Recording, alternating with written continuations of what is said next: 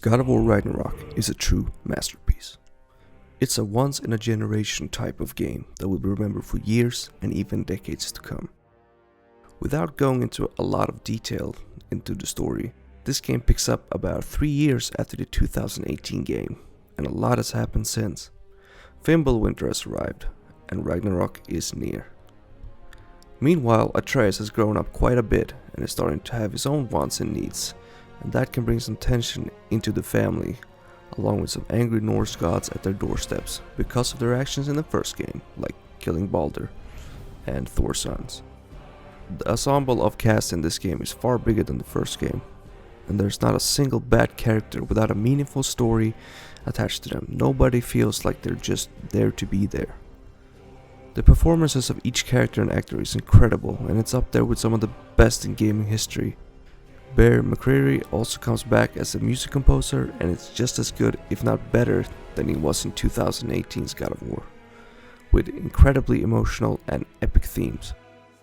The gameplay is a lot like the 2018 game, with a lot of exploration in the big semi-open world realms, with similar but evolved combat that has added verticality to it, where you can jump off cliffs and smash the ground when landing. They've reduced the amount of L1 plus R1 and R2 skills to use, but instead made it so they're integrated into the combo system, making the variety overall better without changing your skills. I did notice a few issues with combat, that there were some inconsistent interrupting of enemies, which is mostly not a big deal, but it could be annoying at times when playing on, for example, giving me God of War difficulty, like I did, where one mistake often means death. The enemy variety from God of War 2018 was the overall biggest complaint the game had, which I completely agree with. The overuse of trolls as a boss fight and even the standard enemies lacking variety was a problem. This game fixes that in strides, with the enemy variety being like 4 to 5 times more, and it's truly awesome to discover new enemies and creatures far into the game.